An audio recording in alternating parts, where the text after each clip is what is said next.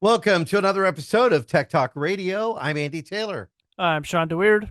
and thank you for being here. And changes again because I'm looking at Shawn's setup. Last week we talked about him, and so what did you added an old iPhone 7 in the back, and but now you've changed it again. Well, I had a GoPro mounted there before, and I hadn't run the cables to it. So I bought because it's about, if I run it the way I want, about 20 feet Right. up the wall through the drop ceiling, make it look nice. So I bought a 30-foot HDMI, a 25-foot USB to power it, but the HDMI is still good. Oh, so So you run it's this bumped. thing, So run this thing through your ceiling, get the drop, get it right where you want it, and you're getting no nothing good. out of it. No, Oh, no good. oh boy. So I had another shorter one, but won't go through the drop ceiling. It's not long enough. So if you're watching, you can actually see it dangling behind me here because I just have it hanging down from the ceiling right now. But if I cut to it, you can see I've got it mounted. You can see the back, so it just looks so much better than that other camera. Yeah, it does. Now, So for somebody who has like you, and you're doing this with an old GoPro. For anybody that wants to look, we're putting the video usually by Friday or Saturday up on our website, so you can take a look at that, or our blog site even. But if somebody didn't want to take an old iPhone or an old Android device and use a GoPro, you're not using the most recent GoPro, which could be kind of pricey. yeah, I don't even know what the new ones go for. I think they're on the Hero 12 or Hero 13 now. They're like almost Um, $500. yeah, that's an average price for them. That's what this one costs. So I'm running a Hero 3 Plus. Hmm. So I think they came out in 2011. So I'm just gonna look it up. I'm curious. Right. Hero 3 Plus. But Yep. yeah, so I'm running a Hero 3 Plus, which is the last GoPro that I've personally bought myself.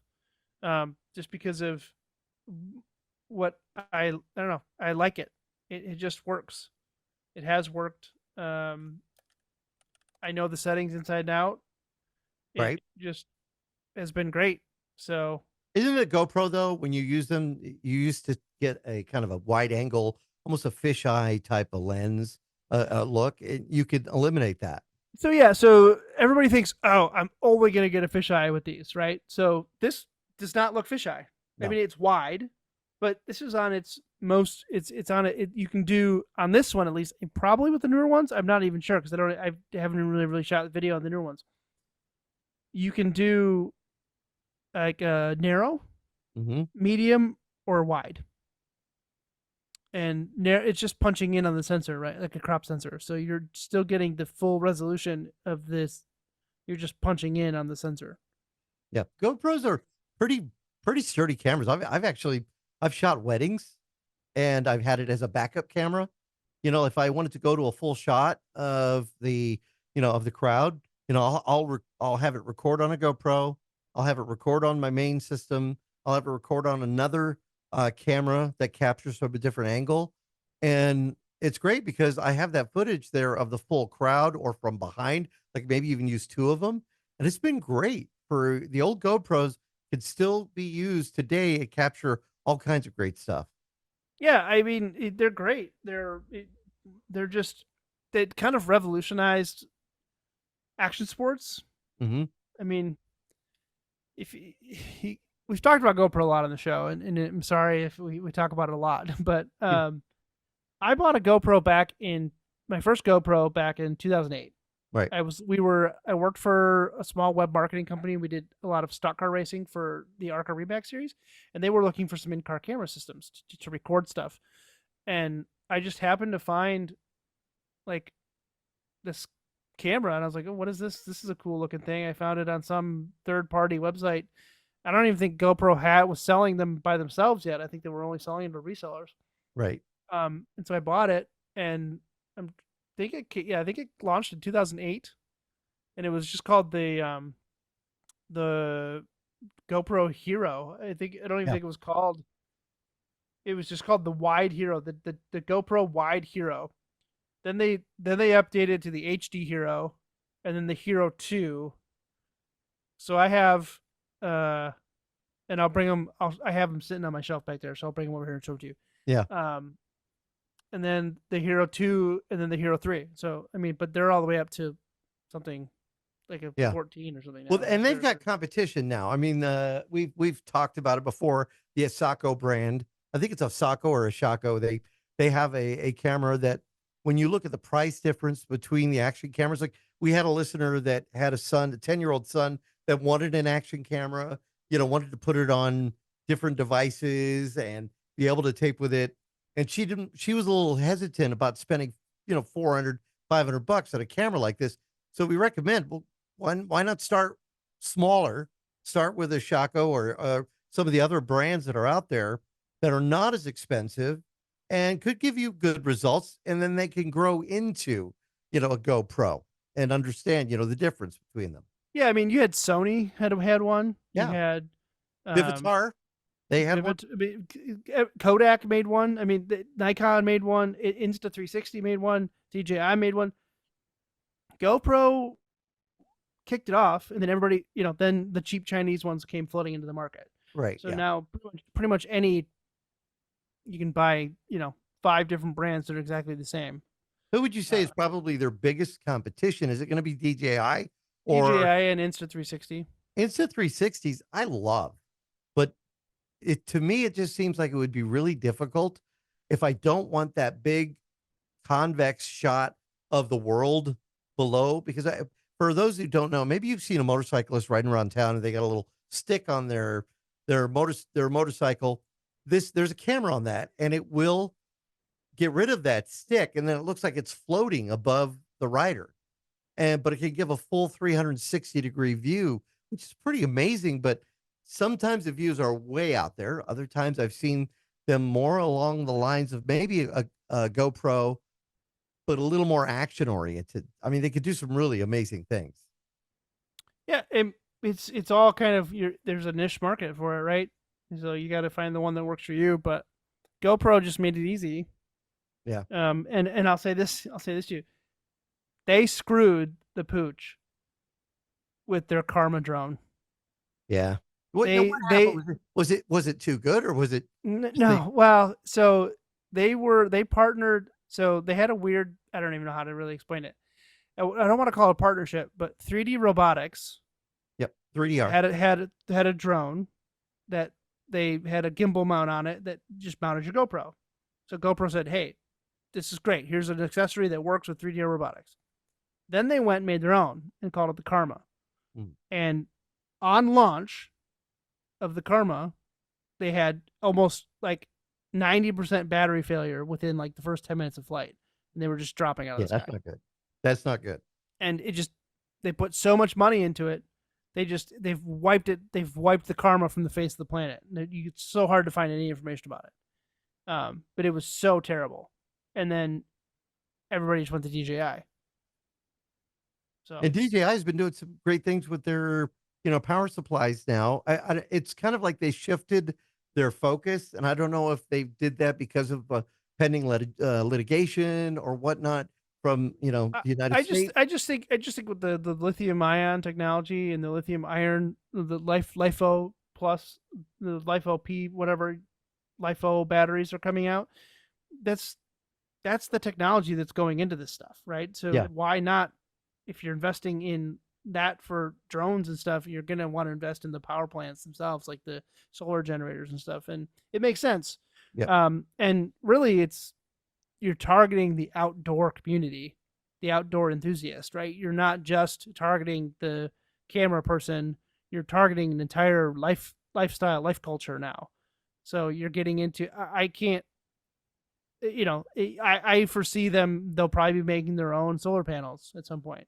Right. Like once the technology decreases in cost to make the solar panels and stuff, I think you'll be seeing more of those companies also including solar panels, not just the chargers, right? Because you have Rockpals, Jackery, DJI, a couple other big Anchor, a couple other big ones.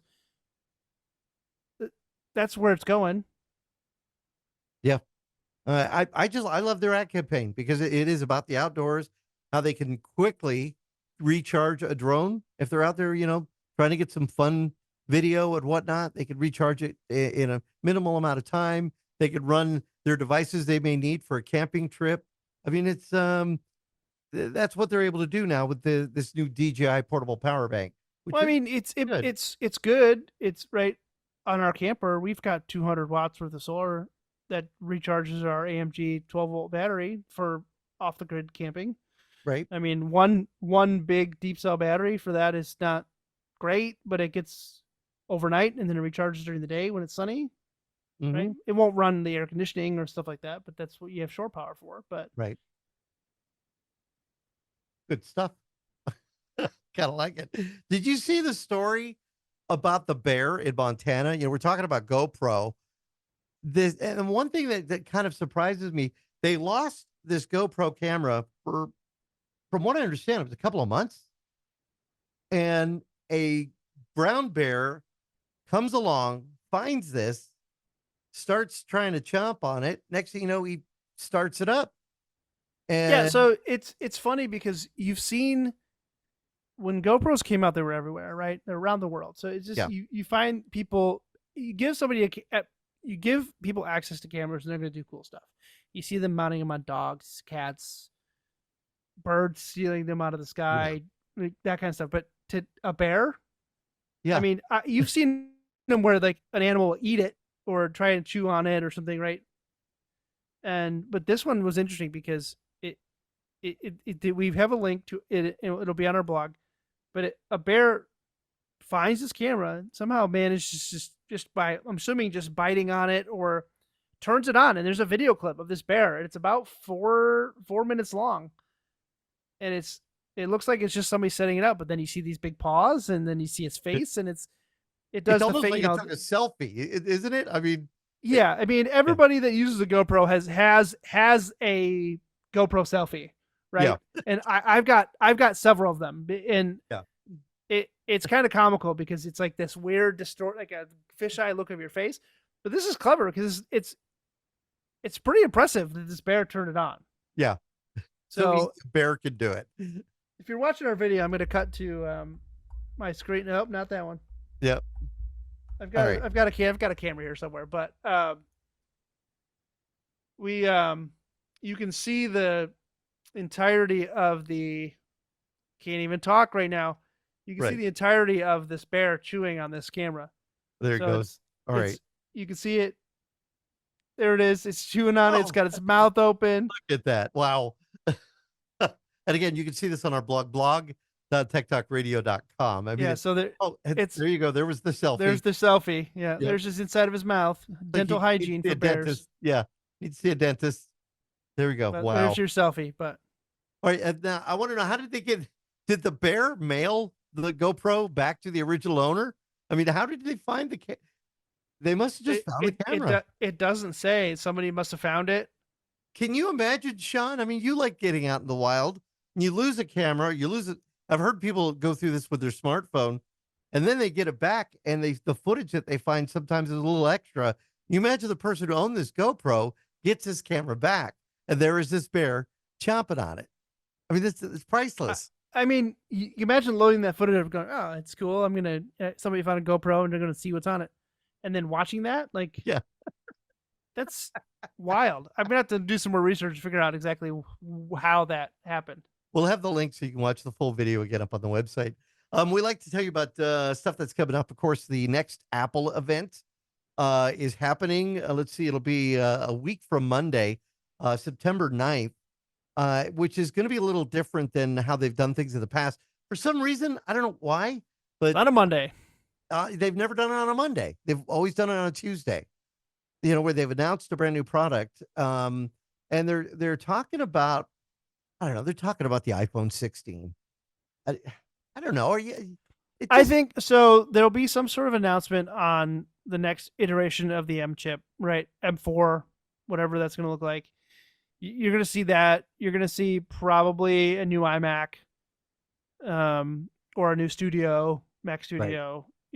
But I think we're going to see a new Vision. A new vision for, is that why you think maybe they're switching and doing it on a Monday? I don't know. I think we're going to see another Vision or a Vision Lite or a Vision, not a Vision Pro, but like a Vision Lite or something that's going to compete with the Meta. Right. something that's going to compete with the Vive, the Rifts, those types of things. You don't think they're giving that up at this point? I mean, because it's been, it was a lot of excitement when it was first announced. And for those who don't know, this is their version of, virtual reality, augmented reality. Um, and then it just kind of got quiet. It's not what people want, right? It's like 3D TV. Mm-hmm. Everybody thought it was cool, and you had a bunch of people, early adopters, go out and buy 3D TVs and glasses. But then people would come over to your house and be like, "Oh, I've only got one pair of glasses. Let's watch the World Cup in 3D." Right. Like nobody shot. I mean, ESPN shot like 3 events in 3D, and then it was just like worthless. Yeah. So I mean, it's weird because you think it's cool, like VR is cool. You just have to really get people to latch onto it. You have to get people to engage with it. You have to have content for people to do in it. Yeah. And Oculus has that with Meta. Right. But But I love the demos that they were doing with Vision. I mean, the demos of having that, the menu system in front of them and being able to select yeah, I'm used to looking at a monitor or even a laptop. I played Call of Duty the other day, which I haven't played a game in forever. And it was exciting for me. Now, if I had to put on a headset, it'd be a whole different type of experience. And I don't know if I'd be into it as much. yeah, I think some people like it because you can extend desktops and have it just in your field of vision. Like you can just extend your desktop and have it there as big as small as you want, right? Right. And I could see it for productivity, right? But that's not what people want these for, Yeah. right? People want to play games. People want to watch movies. People want to engage with the content, right? Like it's Apple is smart about things like this, right? They understand there's a need for these types of things, but they gatekeep people with their price, Yeah. right? It's when I was watching the event with a coworker of mine who has been an Apple fanatic since the 80s and has had and lived out in California and did Apple developer conferences. He's been there, right? And he was like excited for a new product. And we were watching it and he's like, "Oh, this is great. Like this is going to be right in the, it's going to be $2,500 max." Right? That's what he was saying. Like that I was Okay. betting around $2,500, right? And then they dropped this $4,900 price tag Yeah. and immediate technological turnoff, right? Just Yeah. done. Not even interested anymore. Like it's going to be cool. Maybe I'll get to try it one day, but I don't know anybody that has one. I don't know anybody that ponied up the money to buy it. Yeah. Like, Apple was for a while, and I don't know if they're still doing it, but they were saying, come on into the store. You could experience it, but you had to sign up for it. And there was a line, and then were yeah, people, but what good is what good is that, yeah. right? Uh, the average Joe could go to Apple and try it. But Yeah. it's just getting people into their store, right? It's like that's salesman 101. If you can get people into your store, they're likely going to buy something. Here's this new flash. You think? Come try it. Well, now you're in my store. Now buy something else. Right. But Now, you can't try and compete in the VR market. I don't even know if they're trying to compete because they're technically completely separate products. Like you have the Vision Pro is productivity, and that's what they're right. pushing. Productivity. There's no games for it, hardly any games for it. And if they were to drop the price by half and put games on it, Apple Arcade, Mm-hmm. Netflix, Disney Plus, you name it, they they would sell so many. Let me ask you, the first time you experienced virtual reality or augmented reality, was it the type of device you put, was it Meta, or was it the type of device you put your smartphone in the front and you had to get an app and you would do it that way? No, even better, the Nintendo Virtual Boy. I don't even remember that. Oh, it's Google it. It's hilarious. Yeah. The Nintendo Virtual Boy. If anybody has, it's it was a little tiny LCD screen. It was terrible. But that Really? was my first VR Yeah. experience. But no, my first VR experience was a Rift S. Right. So Oculus Rift S, gifted to me by a friend of mine who had upgraded and didn't want his old Rift anymore. It's hardwired in, DisplayPort, and power, and it was great. It somewhat adjustable to wearing glasses. If you can get the individual lenses if you want for your prescription, whatever. but it's still wildly immersive, Right. and I enjoy it. And I like to play walkabout mini golf with my friends. I like Hmm. to do flight simulator in it. I like to do Formula One in it, with the racing wheel. I did dirt rally with it. There are plenty of games in there that are fun to play with, and again, it is immersive. It's fun to play. It's fun to sit in, and you don't realize how engaged you are with it until you're in it, and then you're like, oh, I can look around the world, and I'm in, and I'm immersed, and but like that's what people want. Right. Like Yeah. people want to escape reality. That's why it's called virtual reality. But you have that one side of the people that want to be productive, because that if you can make a technology productive and increase the productivity of people with it, that's going to make you money by saving money. But people don't want to be productive with virtual reality. They want to play games and watch movies. It is kind of funny though. When I'm at home, even I don't like to wear headphones. I don't. I like to if I'm at home, even if I'm at home alone, I don't like to wear headphones, even though the sound can be sometimes a little more dynamic with the 360 feel of sound. I get a little nervous because I'm just like everybody else. Somebody going to break into my house, I'm not going to hear them. Or somebody's going to be at the door, I'm not going to hear it. So wearing a virtual headset like the Vision Pro, that would make me a little nervous too. Oh yeah, you can totally get lost in it, right? And that's the the point of being immersed, right? You are in it, right? Yeah. That's the whole point. So I could see where this technology could get dangerous down the road, and it's only going to get better. You're only going to get more immersion, Yeah. more sensory feedback, more haptic feedback, that type of stuff, right? We're going full Ready Player One, right? Yeah. Where you're going to be in the Oasis, but the full haptic suits and all that stuff. I'm sure and you got Neuralink with Musk. There's 2 human patients that we know of, Right. and they're able to play games and do stuff in just their brain. Like they don't even have to do anything. Right. That's pretty crazy stuff. I mean, it's coming along quickly, but I'm wondering, is there burnout though on we were getting back to the Apple event though on the iPhone announcements? I mean, is there burnout like, oh, iPhone 16 now? I mean, it's diminishing returns, right? You could only continue to get something so much before you have to innovate a new product, right? It was the It flip phone seems like it's first. almost every year now. I know it's not, but it just seems like it. No, they announce a new phone almost every year. Yeah. They have to, because the technology is going so fast. They have to keep up, And and AI will probably be the groundwork for what we're going to see from Apple. yeah. And I was reading something about some of the new AI stuff that you're going to get in with your phone with the cameras and stuff too, right? So there's going to be some AI built into the cameras that can do certain things, can blur faces, it can blur, and like now you have to going to be able to turn that off Mhm. just to get a basic photo. Like now you're going to have AI in your photos every day. Like this is something I've talked about a lot, right? We are outpacing the human experience with technology. Yeah. Technology is taking over the human experience. Literally, photos, videos, we are taking out the creative human element with technology. And that scares me. Yeah. Because it's just that's how our brains work. We have to be creative. We have to do stuff. We have to have an outlet for it. And if we're taking that away from us, what's that going to do for the mental psyche of the world?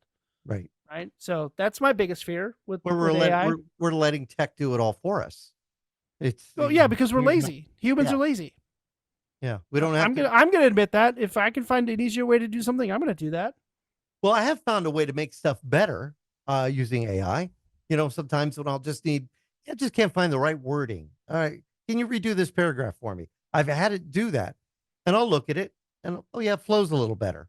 Or if I quickly need something uppercase to lowercase, and I did that on a segment on Fox 11, and the Chat GPT can do that for you.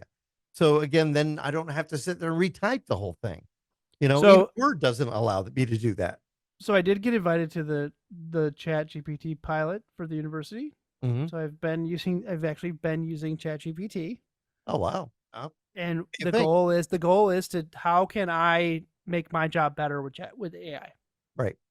So the things that I found that have been easy for it is making custom scripts. Mm-hmm.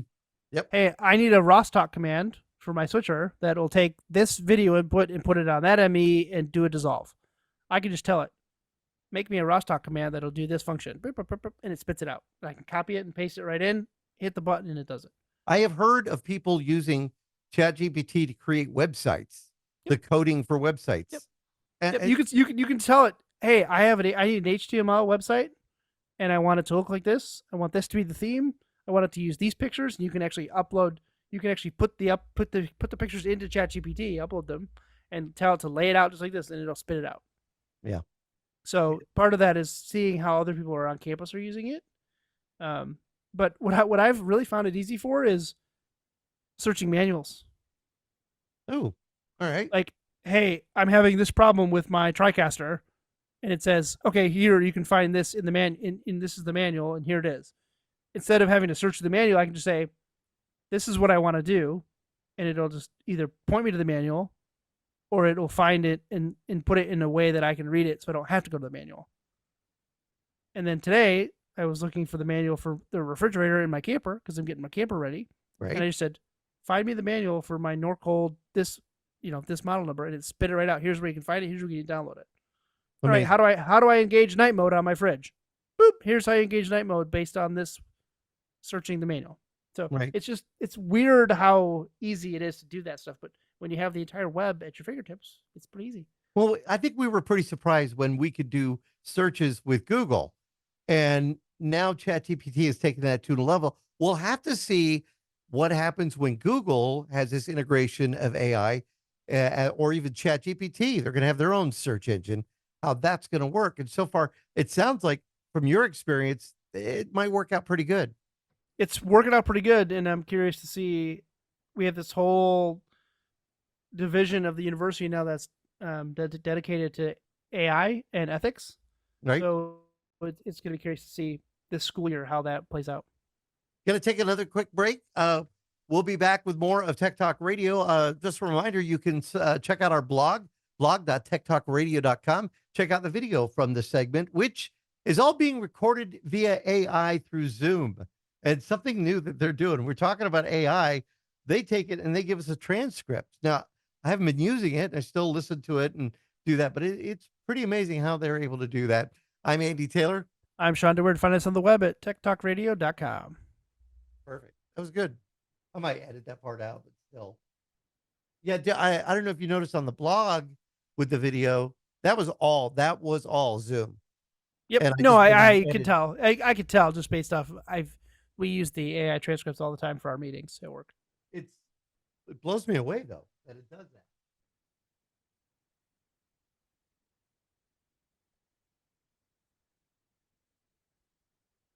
that. Good. We'll do a couple of questions here. That's cool. We got Jim. We'll do Jim's, and then Sylvia if we have time.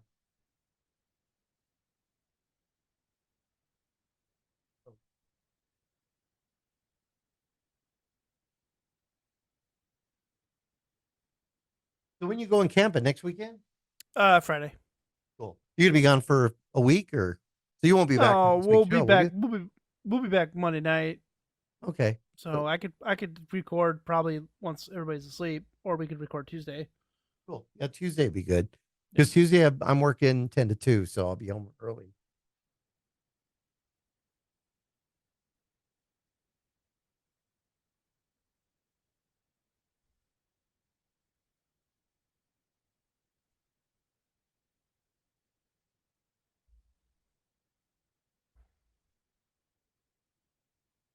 You want to open with one of the questions?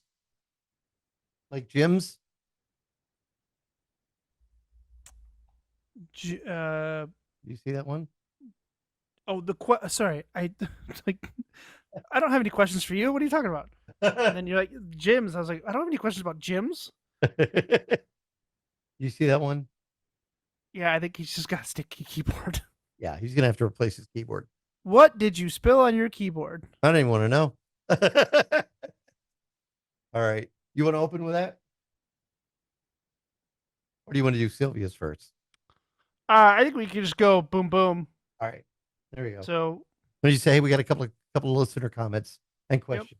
So how do they email us? So Tech guys at techtalkradio.com or on our Facebook page. Okay. All right. And in 3, 2. So we have a couple user questions, listener questions. And if you want to have your question read on air and answered, email us at techguys@techtalkradio.com or send us a Facebook message. We all have access to it and can read it and respond, and we'll read your questions on the air and get you an answer. So we've got 2 for you today. Jim in Tucson says, I'm having sticky keys on my Windows 7 laptop. Now, sticky keys. Oh, boy. Right. So, Jim, I want to know, is this where you hold the shift key down too long and it tells you sticky keys is turned on? Where the shift button comes on? Forgot about that. Right?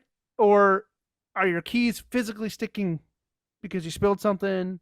I think that's what it is. Or something's broken. If it's a mechanical keyboard, it's a laptop, so it's not mechanical. But, but he asks, I want to upgrade to Windows 10, but only if I can fix the keys, which sometimes stick or can't be read. Jim, I think you're just bunk, dude. I think you just got to get a new laptop. If you're having sticky key problems and they're not working properly, it's either a hardware problem, and you try re-imaging your machine. But upgrading to Windows 10 isn't going to solve a keyboard problem. No, like the software is not going to fix a hardware problem. I think what it sounds to me like he wants to go to Windows 10. He's just on 7 and finally decided he wants to go to 10. Although there's probably not going to be a path for him to Windows 11. However, I mean, we don't know. I mean, I don't. Yeah, and if you're running Windows 7 on a laptop, you're likely not going to get great performance in Windows 10 anyways. Now, the idea of maybe a new laptop would be good. However, if he is stuck, the keys can be replaced. Generally this takes, if you took it to Geek SWAT or you took it to a shop, they might charge you quite a bit for it. Right, because a lot of those older laptops, they had to replace the whole top shell, and then you got to take the thing apart. You got to take it apart, and then you got to unhook those cables at the bottom of the keyboard. Order a new keyboard, put it. I've done a couple of those, and they're actually not that bad. They could take anywhere from 45 minutes to an hour, but then you got to buy the keyboard itself, which is generally going to be about $20 to $25, depending on the laptop, and it also depends on the laptop. Depends how those keys are set up. Sometimes I have found, I don't know about you, if you take that laptop, and you can do this with a keyboard too. So you've got just the keys just don't feel good.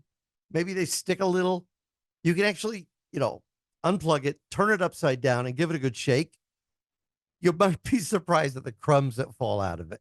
Yeah, or get one of the little vacuum blowers that I got, like the little PC blowers. That works great. We bought one at work. We actually bought one at work for cleaning our keyboards. Right. Don't stick your Hoover on top of it, that you use in the home. They actually have a portable vacuum cleaner. You bought one. I know I bought one too. They're really good. So if worse comes to worse and you don't want to get a new laptop, you can buy a USB keyboard and mouse and plug it in and use it just as is with the laptop. That kind of defeats the purpose of a laptop, but if you have to use a keyboard and mouse, you can disable the onboard keyboard and use a USB keyboard and mouse to keep going. But like I said, Windows 7 came out a long time ago. Isn't that funny? It doesn't seem like that long. Windows 10 came out in 2010. So wait, that long ago? It was at least 2010, 2011 maybe. Wow. So it's been a good run, but it might be time to retire that laptop and get on to greener pastures with Windows 10 or something that can run Windows 11. And the good news is the price that he probably paid for the Windows 7 laptop back when that came out, probably going to find maybe a better performing laptop now. Oh, absolutely. Absolutely. Yeah. You're going to find a better performing laptop now. Yeah. For what he paid for that. For the price for what he paid. Yeah. All right. So Jim, look at it, see what you think, but likely it's time for an upgrade. Speaking of upgrades, we have Sylvia in Green Valley. All right. She said her son's in high school and she wants to get him a Chromebook. Okay.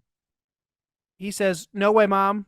Not doing it. They're slow and they can't run programs that I want." Well, that's kind of true. Right. Chromebooks are not great laptops. Right. And to be honest, he wants to play Minecraft or Roblox.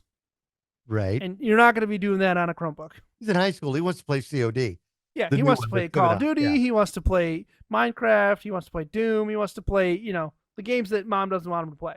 Right. So there's truth to that statement that it can't play or do everything he wants it to do. That's true. If it's designed solely for schoolwork and you're word processing and you're just doing that, that's exactly what they're meant to be. Right. Word processing, low impact, low performance, just because if they're only running word processing and checking your emails, that's going to be great. I think for Sylvia, I think some people don't understand what the difference is between a Chromebook and maybe a notebook that is running Windows or even a Mac, I guess you could say. Chromebook, for those that don't know, it's running an operating system developed by Google, Google Chrome, of course. Chromebook, that is the operating system. It's not Windows.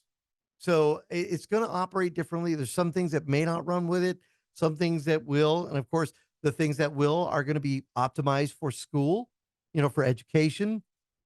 But again, your point there, Shawn, yeah, it may not be able to run some of the games that he wants to play in the off time. And the difference in pricing from a Chromebook, you can find a Chromebook for about 150 versus, I mean, Chromebooks can go all the way up to about $300, but you can find a really pretty good operating PC, a laptop for about 350 to about $499. And so that's probably what he's trying to convince mom to do, is not buy that $150 Chromebook, spend the $500 and get something that maybe he'll be a little more happier with.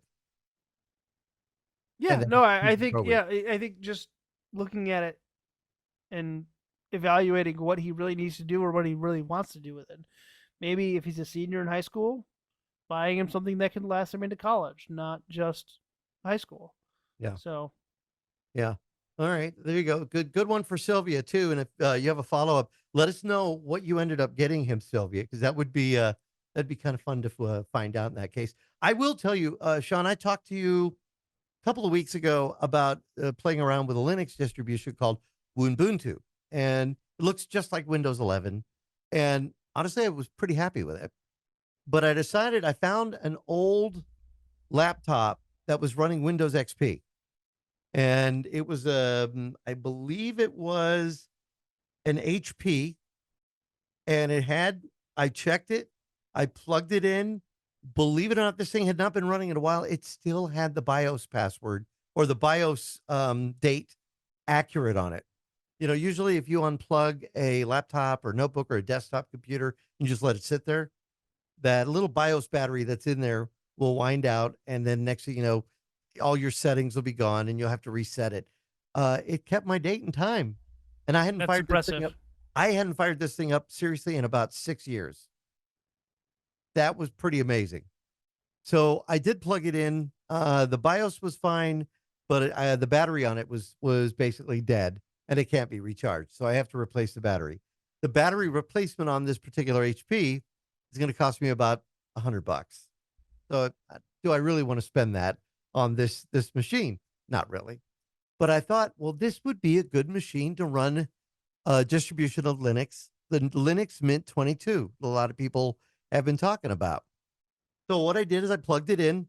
I found the power plug. Was lucky there. Plugged it in. I burned an ISO of the Linux Mint onto a DVD, and it has a DVD reader in it. And I went ahead and I booted up, and it saw that, and it went ahead and it opened me up. Next thing I knew, it took about 7 minutes. It booted up, and there was a Linux Mint screen. And I was looking at it, and then it said install Linux Mint. And then I realized I was running a live distribution of it. And we haven't talked about that.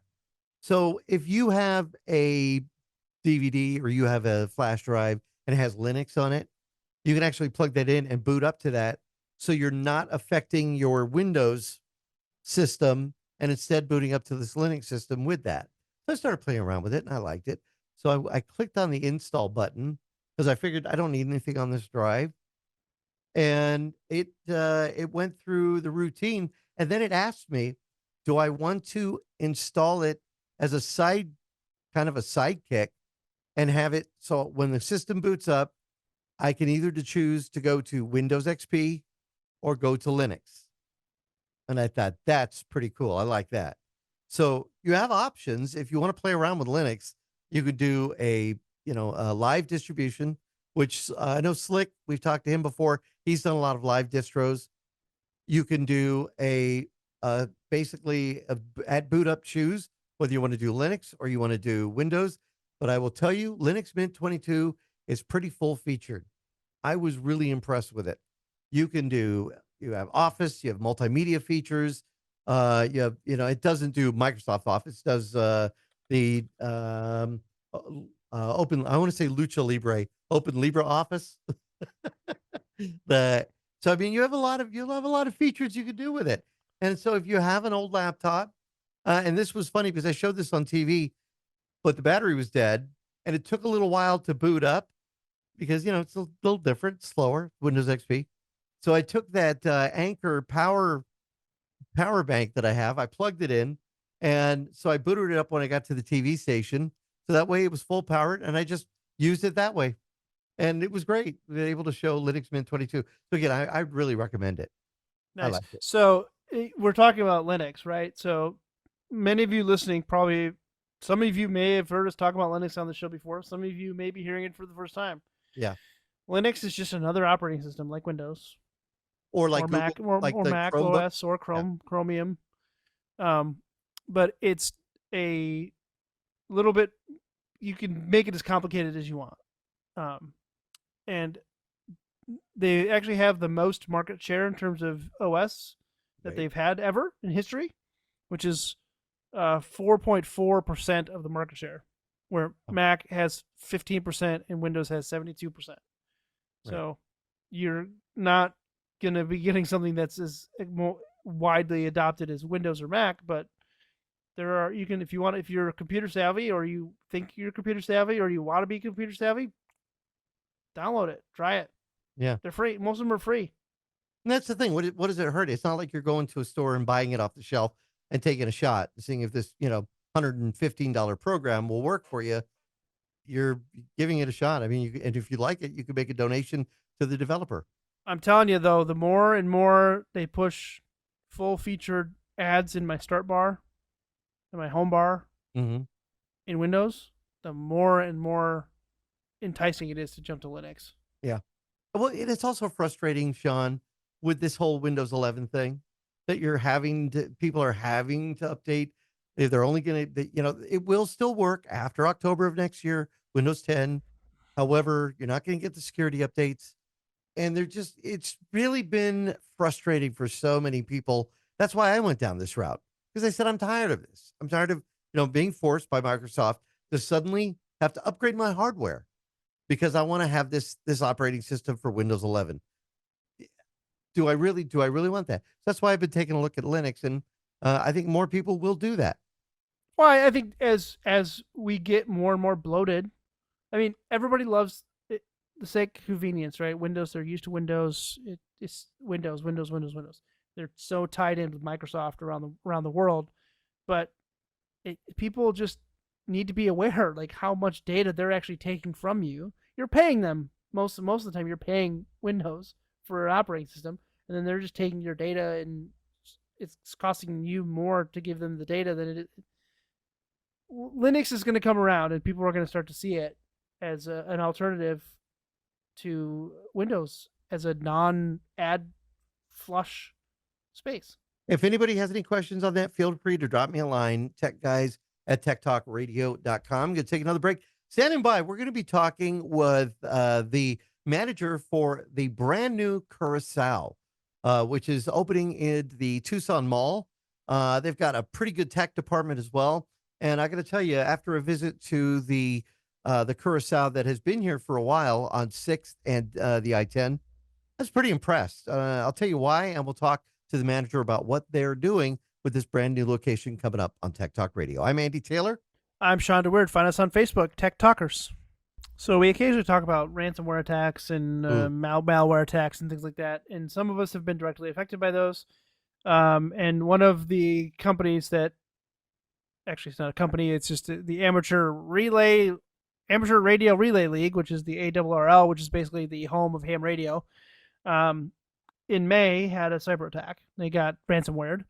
Um, They suffered a cyber attack, disrupted their network and their systems, including various online services hosted. So some of their stuff was down for a long time. right. Um, but they actually paid the ransom. Wait, they paid it? What? Yeah. They couldn't just reset up everything, or it would have been too much? Who knows? I mean, if you don't have a good backup or the data is that valuable, it's worth it to pay.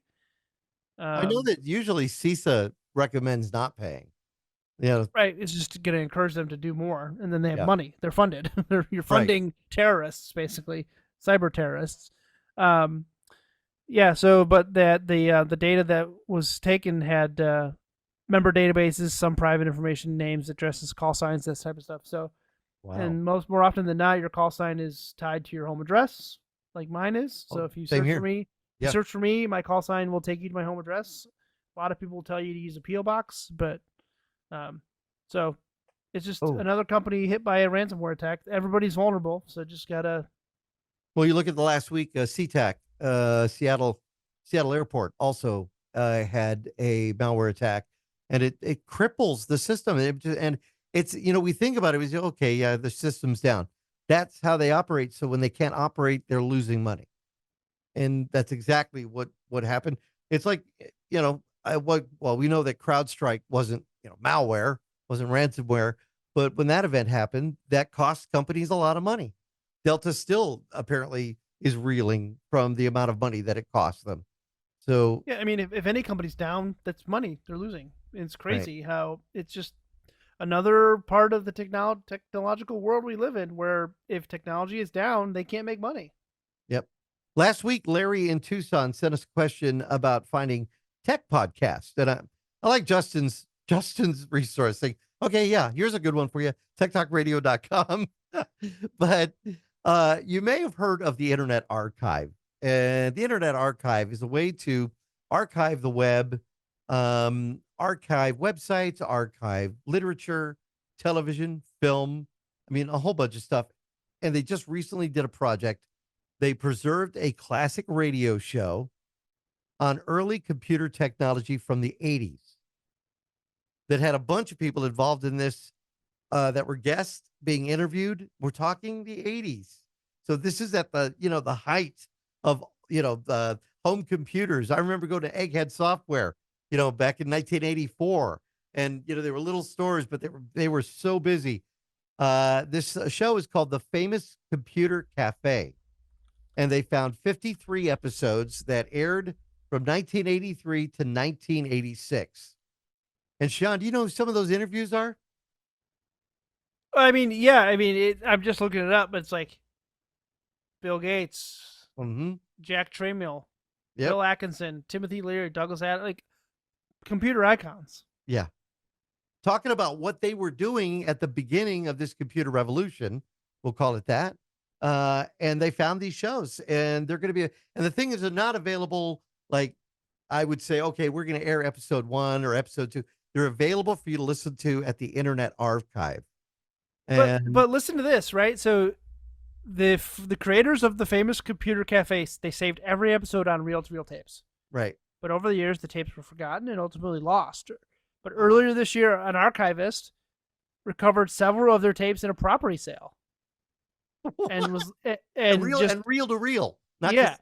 Yeah. and recognized their value and decided they launched a GoFundMe and they had them digitized and made them available to the Internet Archive. Yeah. So Now that is is it what is the Internet Archive? How can listeners get to it? blog.archive.org, All or right. just I believe it's just the Archive.org. internet. Just Google the Internet Archive. You're gonna find all sorts of stuff. If you like old DOS games, you can actually play old DOS games right at the Internet Archive, which is pretty cool. But go to this. Just go to the. We'll put a link in our blog for this Right. because they have a blog about this whole process. There's actually a picture that this person put up there of the tapes in a box. Yeah. that have handwritten on here. Ed Thompson, Timothy Lee. Like, this is cool seeing these Yeah. handwritten notes on the reel to reels. That they're able to They have put one. together. They talk to the FCC. They talk to. Yeah, it's really cool to see this box of labeled, and to date myself a little bit here. Yeah. None of these dates are after I was born. These are all pre 1986 Before you were when I was born, born. right? Isn't that So crazy? it's wild how these people impacted technology so much back in the 80s Right. before I was even born. Yeah. It's pretty amazing stuff. So again, you can find that at archive.org. All kinds of great stuff up there. If you want to look at a website, what did that website look like 5 years ago, 6 years ago? You could do that as well by typing the website address in and just choose the date, and you can take a look there, even read some of the articles that maybe aren't on that website anymore. All right, that's it for this week's show. Hopefully, you're going to be doing a little camping trip, right? You're going to Camping. hit the road. Yeah, I got the camper out today to get it just checked out, just get it going. We're Great. going. Yeah, we always go up for Labor Day weekend, go camping. Hopefully the Northern Lights play nice. We had Cool. some solar activity last week. Hopefully the sun will be angry this week, and we'll get some stuff. We'll get some more We'll Northern Lights this week. definitely share some pictures up on the blog. Again, you can check the video up on our blog, blog.techtalkradio.com. For Tech Talk Radio, I'm Andy Taylor. I'm Shawn DeWeird. You can follow us on X at Tech Talk Radio. Have a great week.